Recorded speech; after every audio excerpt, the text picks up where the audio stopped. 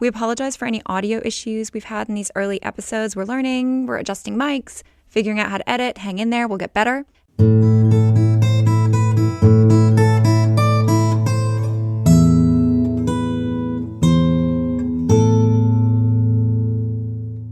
Welcome back to Drawn to Darkness, where we discuss our favorite dark and dreadful media. My name is Annie. I'm an English teacher, and I'll be sharing my favorite horror movies, TV shows, and podcasts. And I'm Caroline, and I'll be doing the same from the true crime side.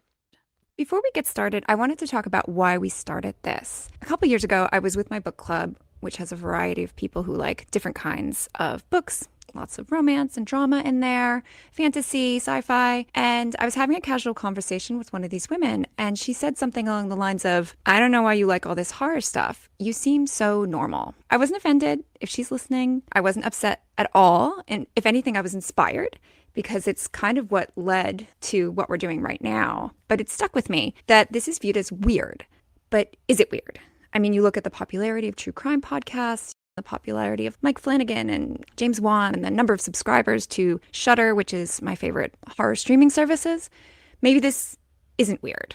And that's one of the reasons that we are doing Drawn to Darkness.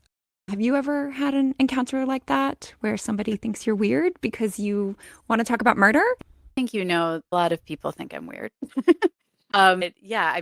Just today I was volunteering at the book fair, and I was a mom, and I mentioned knowing her husband, seeing him at the dog park, and then I'm always grateful when he arrives because I'm terrible at small talk and he is so good at it, and I'm like, oh, thank God I won't have to think of anything to say. And then I followed that up with, because I'd probably say something weird like, who's your favorite serial killer? And then I had to also clarify, I don't mean favorite, I mean who fascinates you. Because we don't worship these people. We No. are interested in the compulsion. It's the ability. Hopefully, this woman said, I love the podcast, My Favorite Murder. So I did not feel alone. But yeah, I find that I am considering up things that people offer weird, conversation where it's not appropriate, but sometimes it works out okay, which I guess proves Annie's point. Well, I guess my point is it's not weird. So we want to be here for you to have somebody to delve into this dark and dreadful media with. Like, if you don't have friends that you can talk to about this, you can come here and listen to us. So last week we talked about Pen Pal, and based on that, Caroline, you recommended the documentary Sweet Bobby. Before we go into that too much, what do you think is a normal time to date someone online before meeting them in person? Like a day. I will say, be fair, most of the people I've ever dated were a friend of mine for a long time first. So trust is something I have a high threshold for when it comes to a relationship like this. So this is very baffling to me. What about you? Well, yeah, I met my husband when I was 22. This was fairly pre-online dating being a thing, and so I've never had to deal with the true horror of online dating like many people I know have. So for me, it's baffling that anyone could get engaged and not have actually met the person. Not to victim blame here, but I would say for me, it's probably a few months. I could see corresponding with someone for a few months, but let's just say 8 years is way too long. Yeah. So why don't you tell us about Sweet Bobby? Just a reminder, there will be spoilers. We're going to assume you've either watched the documentary or you don't mind finding out what happens. I'm going to give you a quick pause to go watch it. It's only about an hour and a half long, and come back. Okay, Caroline, spoil away. What's this about? Okay.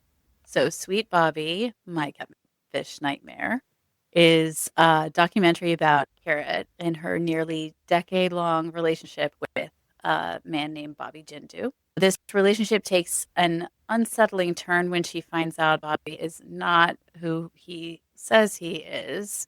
The documentary explores the emotional and psychological toll of catfishing, as well as the cultural and family pressures that impacted Kirat's experience. Can you tell us what catfishing is for anyone who has never heard of it? Yes. So catfishing is something that was created in the online boom, thanks Al Gore.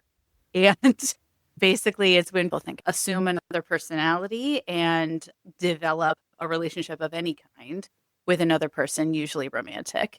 And they use pictures, they use any sort of thing that they can, video sometimes, audio or creatively audio, until inevitably the person finds out that this person is not who they say they are. I think this has been around for a long time. I mean, I remember my sister was catfished in 8th grade, which would have been in the mid 90s, with AIM chat rooms where a bunch of mean girls in her class set her up to say things and then shared it with everybody. So I think that's an early version of it. But, you know, what they can do now is so much more complex and deceitful and potentially damaging than what happened to my poor little sister. Now, the big spoiler is, do you want to reveal it?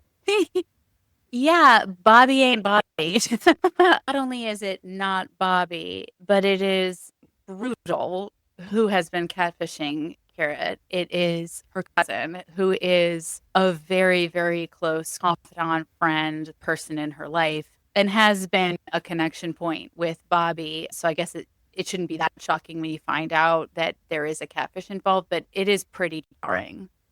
And I'm sure it was for her. I knew there was catfishing, and the whole time I'm trying to kind of figure this out, but I never thought it was Simran. What kept me thinking maybe this isn't what it seems is that Simran actually knew the guy. So I was like, oh, surely. Well, right. Yeah. And she was such a liar. I mean, it's just such a wild story. And I watched it maybe 5 or 6 nights ago. And I have to say, it's been torture waiting around for this tiny sliver of time when neither of us are working. Our kids are realistically on iPads. We're in radically different time zones and we're actually both available. I wanted to talk about this earlier and it was torture to wait. Well, yeah. Yeah. I'm so excited to talk about it because I don't know that many people who have watched it. I have not only watched it, I've listened to another podcast I love called True Crime Obsessed. They cover documentaries. I've listened to their coverage of this multiple times. Yeah, because it is a mind-blowing story, which I think back to the theme of this podcast, it is tragic, but nobody dies. But it's also just, it's so much work. Simran, the cousin who is catfishing Bobby, is pretending to not just be Bobby, but also has new Facebook profiles for Bobby's wife and other friends and like a whole network. I think it's like 60 profiles or something like that. It's insane. What adjective would you use to describe what Simran did to Kirat? Psychotic. Kirat wants to have children, wants to get married. So she ruined this person's life. Her cousin. For no reason. Yeah, I think the words that come to mind for me are diabolical, cruel. Yes. I mean, the cruelty is astounding that yeah, her own cousin who she trusts could do this. And, you know, it's not that she just faked a relationship. She faked an abusive relationship. So she stole her life. You know, she stole her reproductive years potentially, and she abused her. So, I mean, even though all of those things are true, all those adjectives you used, overall, you like it? What did you think?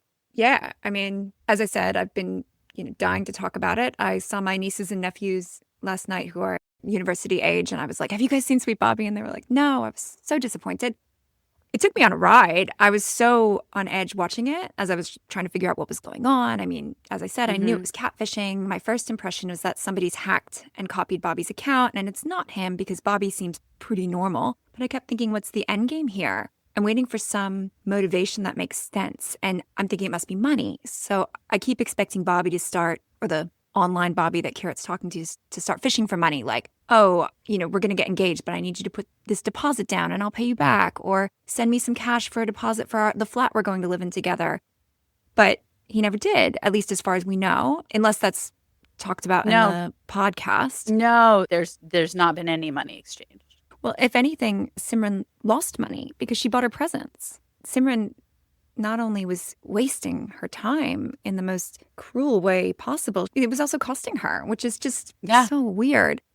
But yeah, I kept thinking, Simran actually knows Bobby, and I never thought it was going to be her. That was such a twist for me. The cruelty of it just reminded me of middle school. As I said, my sister had that experience, and I also remember there was this guy who, long before the internet, pretended to be friends with, the weirdest kid in school who didn't fit in, and everyone knew he was faking this friendship, and everyone laughed as he fell for it. And then eventually there was this cruel reveal at lunch when the cool kid publicly revoked the friendship. And that moment has always stuck with me. The expression on this kid's face. I don't know, I was like 12, 13, and obviously I wasn't strong enough to do anything about it, even though I knew it was wrong. Now, is that just a kid being a kid? Did he grow out of that cruelty? Is he a horrible person now? Is he growing up to catfish people online? Because that was essentially a real life catfish, tricking this Totally. child. That happened in Heathers, which was my favorite movie in middle school. I think if the Heathers were around now, they would be catfishing people. Absolutely. Yeah. Yeah, they don't even need a handwriting expert. What do you think about this? How the setting of this impacts Kirat's decision making? Because this was, I think, when did it start? 2008? I do recall in some of the podcasts I've listened to about this, there is a lot of discussion also culturally about in Europe it being a lot more common to have like WhatsApp friends or, digital friends that you don't see that often because they spend a bunch of time in Egypt or wherever, like somewhere else that's close by to Europe, but not in Europe. So I think that plays into it. Like we probably can't relate much to that being in the places that we are, isolated from other countries mostly. But also the years that it's in, certainly Facebook being as big a thing, like having been invited to Facebook our senior year, I am now no longer on it. Back when it was the Facebook? And you had to be invited to be in it. And you had to be at a university, right? You had to be in college. You had to have a college email. And that was a unique benefit that we had at our college. Your email address you kept for life. Other colleges, they expired. And so I remember us being like, we can stay on Facebook. Yay.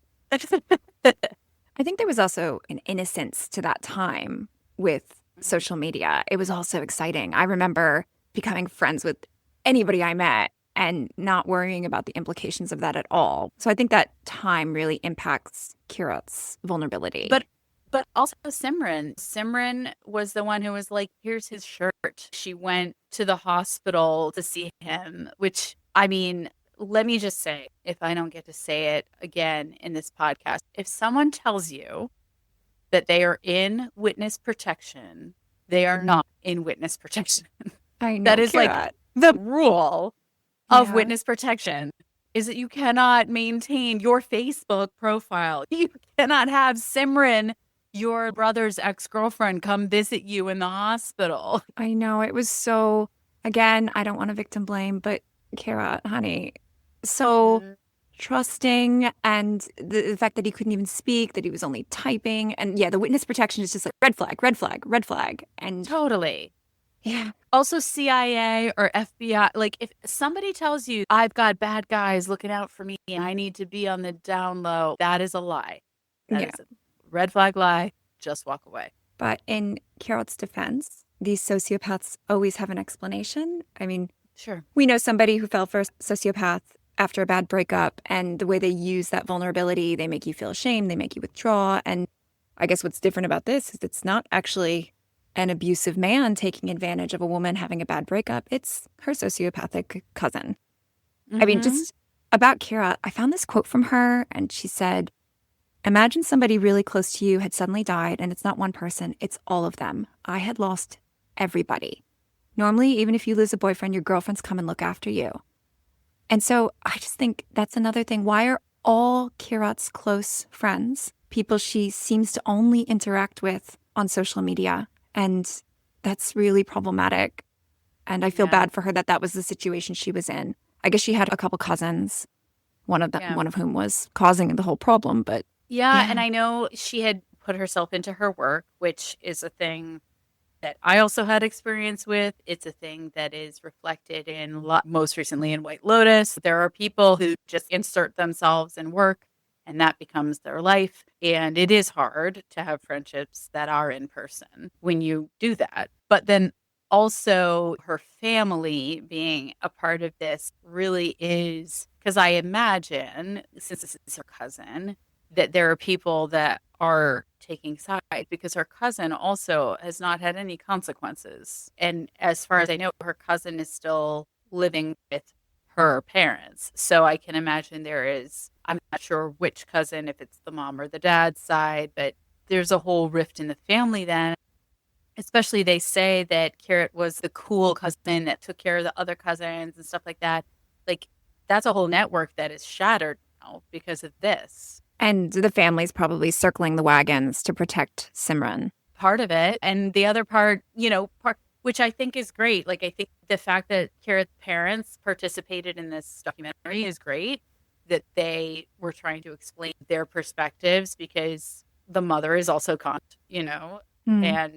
and the father was held in the dark on purpose because the cousin knew that the father would insist on meeting. Yeah. So yeah, I mean it's rough. Well, that was something that surprised me is that given that the Sikh Kenyan English community seemed to be so tight knit, have so many interconnections that, you know, it just never got back to Kirat that no, Bobby's happily married with a kid living in Brighton. Like, do these people Or not didn't gossip? get shot. Like the whole aspect of him getting shot was crazy to me that they would know of the family, they would know of him, but they would not be able to verify something that didn't. Yeah. The other thing I want to bring up with Kirat is the sunk cost fallacy. Because she's so desperate, she has put all this time into it that she just can't back out. Totally. And not only that, because she had that other relationship before. She was with this other guy who was stringing her along for like 15 years, who she thought she was going to marry. Yeah. And then I just feel so bad for her with the gaslighting. And there's that moment where she wants to run over Sanj. And although this particular incident did not end in anyone's death, I think there really was the potential for violence when she showed up at that house. And I couldn't really blame her, but, Bobby didn't actually do anything wrong. Can I ask you if someone showed up at the house and was like, "Hi, it's me, Andrew." And he was like, "I don't know who this woman is." And then she was like, "Liar."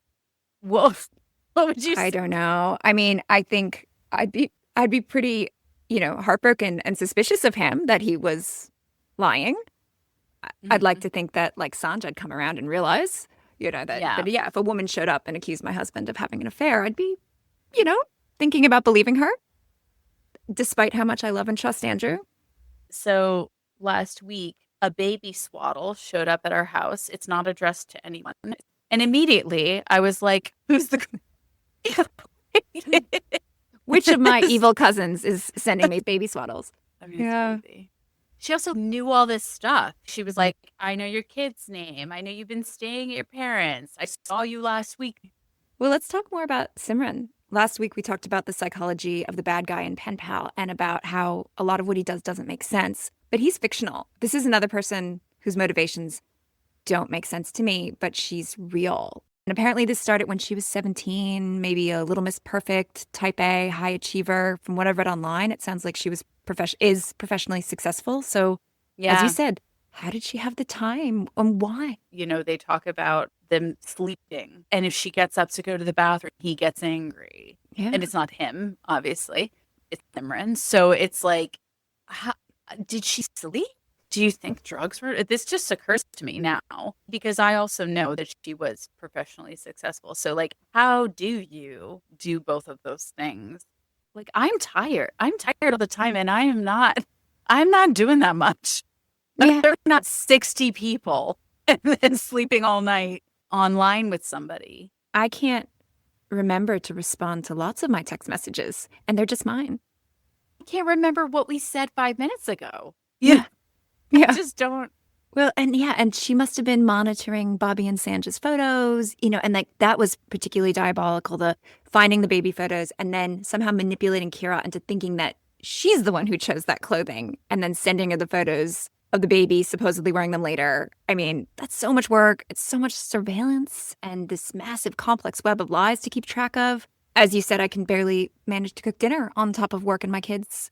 So, Well, I mean, I feel bad because sometimes I watch something like that, like especially the clothing thing, and I'm a little jealous that I don't have that level of forethought and planning that I could decide to do something and also convince someone else and then have it work. I feel like I'm so responsive to whatever's happening to me all the time. I'm like, man, you thought of that and then you also talked that person into that and you were successful at it multiple times. Like, Yeah, imagine if you could use that focus that Simran had for good instead of pointless right. evil. Yeah. Totally. Yeah. Just this horrific, senseless, mean girl manipulation.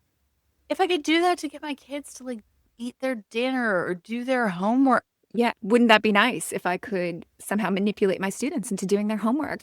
Yeah.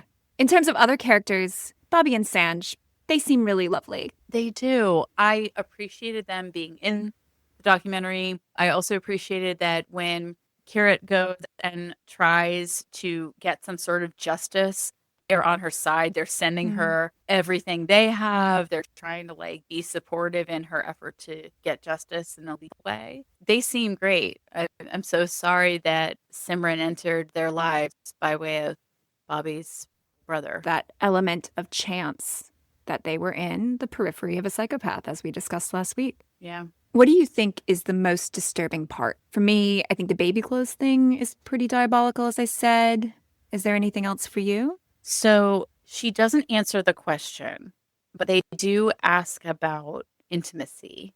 Mm. And for me, I do feel like that should be something you can prosecute. They very likely engaged in phone sex or internet sex, whatever. And there's no way it was consensual if it's not the person, you know? Yeah. So I do feel like if I were trying to attack this from a legal side, that's the angle I would have gone with. And that is the thing I find the most horrific, I guess. Yeah, I agree. Because I think it probably would have happened after 8 years, right? Like there would have been some sexy talk. They were on the phone all night. They asked the question. She won't really answer.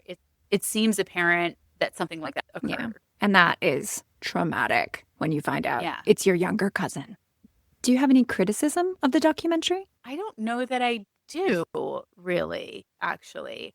I really love the way they revealed Bobby's perspective. Like him coming in and being like, I've never seen this woman or whatever. Like also the way they cut it for the previews.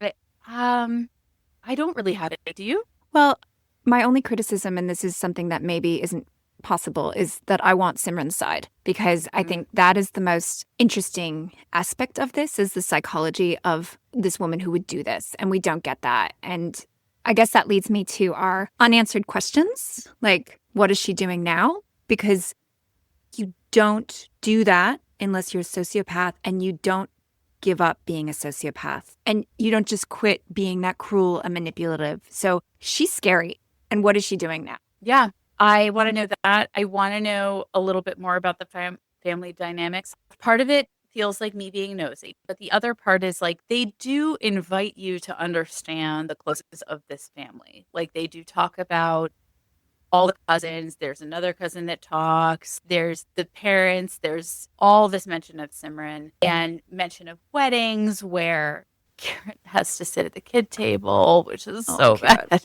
But anyway, they talk a lot about this family dynamic. And I do think the family plays into this desire to get married. She had a lot of pressure externally. So I would love to know more about the relationship between Simran's parents and Kirat's parents, because this is a cousin, so clearly there are siblings involved, and we have heard from Kirat's parents.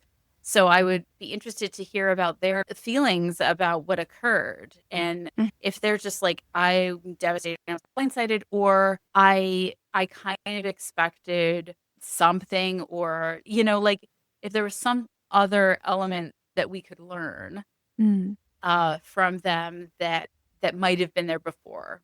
I don't know. Yeah. I guess my other question is what is the criminal state of catfishing? And why isn't it a crime? Like this impersonation. It's clearly morally reprehensible. But from what I can tell, it's only actually illegal if it's part of a financial scam, if it involves minors, private, explicit photos, or actual stalking. And, there's the thing that Bobby is the legal victim here because he was impersonated. But Kirat suffered more. So I feel like this needs to be against the law, even if the goal isn't theft, because it's theft of trust, it's theft of mental health, and years of her life. Yeah, I mean, I think in the country I live in, there is a real issue with elected officials being of an age where they truly do not understand how the internet works. Like if you've ever watched Zuckerberg be interviewed by the US government or anyone else, the guy who heads TikTok, like it's baffling how much they don't understand. So I think it's just an issue of the people who regulate don't really understand this world and Yeah. so can't regulate.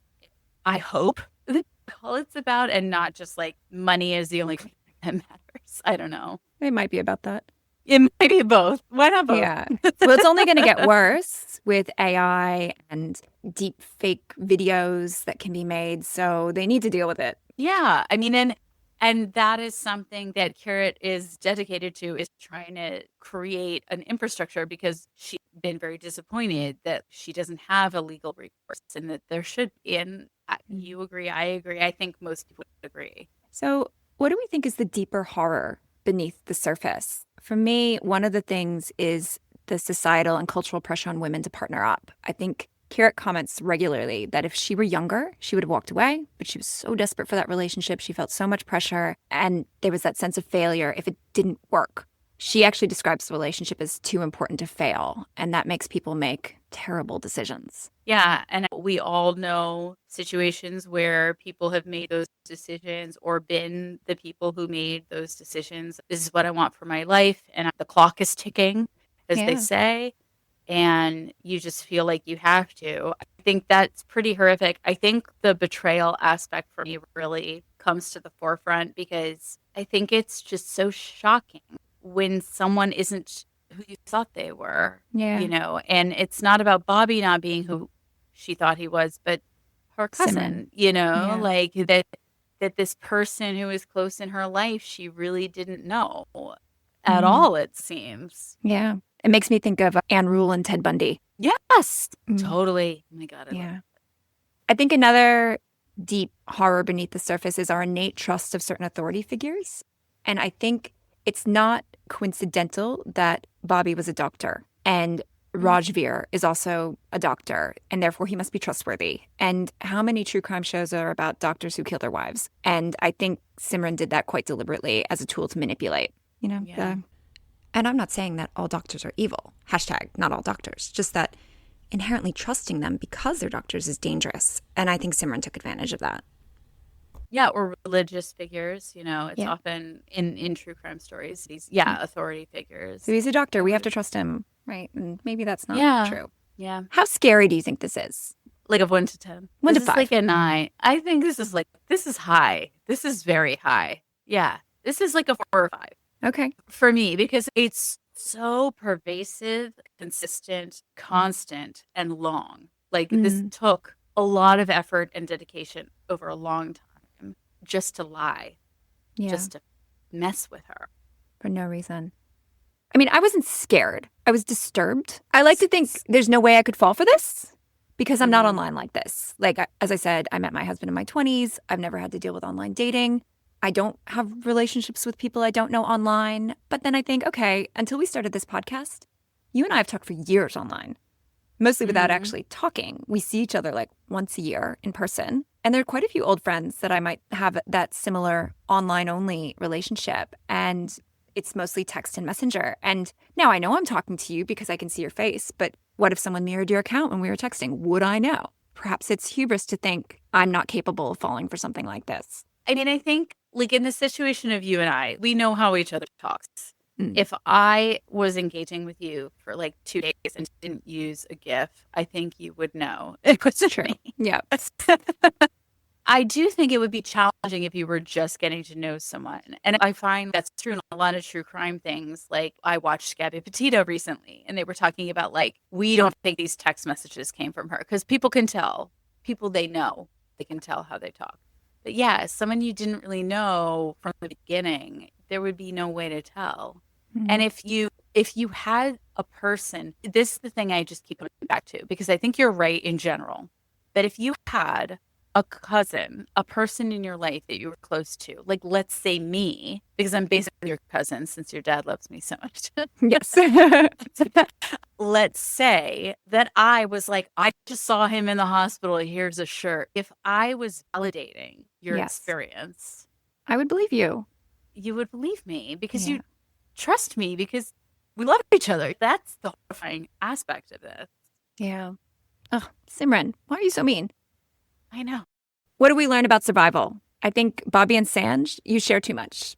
We touched on this with Pen Pal, and that made them vulnerable. So be careful Mhm. about what you share because, fair or not, in this world, it could be taken advantage of. Someone I know got taken in by the Hey Mom scam, where they had taken pictures of one of her sons off Facebook, put it onto this new phone account. So when they texted her, it came up as her son's picture, and he asked for money, and she sent it, a couple $1,000. So yeah, this stuff happens. Whenever anyone asks me for something, even my husband was like getting insurance at something, and he was like, "What's your social?" Texted me, and I called him.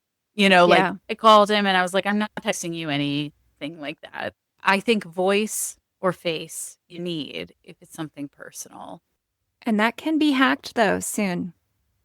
Well, no. I mean, like literally face to Yeah. face, because like now you don't need to have an iPhone to FaceTime. You can do it over Messenger, WhatsApp, like whatever. Be engaging face to face, be on the phone and recognize the person's voice. Have a safe word Yeah, and it shouldn't for just be financial for information. financial things. Like it should be Mm. anything intimate. Yeah. I guess the other thing is don't trust people you don't know in real life. And I guess realistically, Simran is someone she knew in real life. We recently had a cop come in at my school to scare the kids about sending nude photos and teach them about online safety. And this is the kind of lesson I'm expected to give these kids a lot. And they are super not receptive to it. They think they've heard it all. And so I was talking about online safety the other day, and I heard some of the boys talking about, like, oh, if you're looking for a good time, they made some kind of joke. And I sort of marched over to them and they were appalled that I'd heard. But I told them the story of this 15-year-old boy in our state who was catfished into sending nude photos to a girl who he thought he was in a relationship with. She obviously wasn't who she said she was. And once these nude photos that he took were out, she threatened to send them to everyone he knew. He was humiliated, ashamed. He killed himself. He met someone online. He trusted her, and now he's dead. And it's tragic. Yeah. So watch out for red flags. If your online boyfriend says they're in witness protection, Yeah. get back on Tinder, start over. Yeah. Yeah. Totally. Let's see. Caroline, do you have a palate cleanser? Yeah. So hopefully this will be a palate cleanser for folks. So this week I am in charge for the first time of the book fair at my kids' school. And this is my palate cleanser because when I was little, my parents were getting divorced and we were bankrupt. So when I was going to the book fair as a child, I was with people who could go and buy books and I couldn't. But I wanted to be part of this fair because it was something that I always looked upon with, wouldn't that be nice kind of eyes as a child. The message, I guess, is just finding a way to heal your childhood wounds the ways Mm. that you can. Mm. And this is how I'm going to fix that. Okay. That's lovely. But just in case that isn't relevant to you also, White Lotus finale was great. I think this season was even better than last season. I think the first season was the best. This season's second, and I would put last season as third. Would you agree? It's so good. Yeah. I don't know. I'd have to rewatch season 2. Definitely season 1 is my favorite though. Yeah, season one. I miss a certain character who was I in know. season 1 and season 2, and I don't want to know. say who I because know. it would spoil it. But so if you like this, you should check out Baby Reindeer on Netflix. That's another creepy stalker thing. If you're interested in people being able to hide who they truly are, I recommend The Stranger Beside Me by Anne Rule about Ted I Bundy. recommend that also. Yes. I just finished Killers of the Flower Moon, which is also about a person who creates a web of lies, but in like the early 1900s, and is just presenting such a different image of themselves to the world than who they really are. And The Talented Mr. Ripley. That's another one about sociopathic people being false. Having said all that, it reminded me of Fun Bobby from Friends. Do you remember that? Of course. Yeah. Fun Bobby, who participated in the drinking of 4 bottles of wine between 7 people, and suddenly it was a shock. Yes, I remember. That would have happened before we even went out. I don't even know if it was 4. It might have been 2. I don't know. Yeah. Friends did not reflect the reality of Gen X binge drinking culture at all. Now, do you have anything you'd like to recommend in relation to this? BTK is another person who was an upstanding citizen. Any sort of documentary or anything that you could watch or listen to about BTK. I think his daughter is quite vocal as well, so you'll hear how shocking it was for Mm, her. But yeah, Stranger Beside Me, I also highly, highly recommend. That is a great book. let's put it on the list for the future. Yeah, Um, yeah. okay, next recommendation. Your homework assignment for the next 2 weeks. Weeks? Your homework assignment. Okay.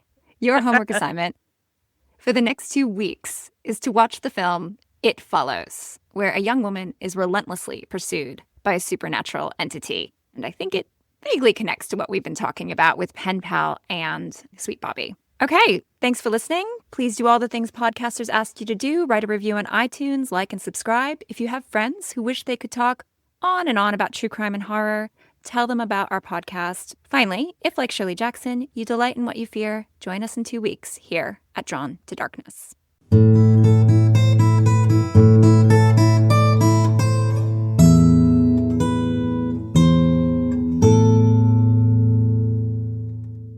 Special thanks to Nancy Azzano for our cover art.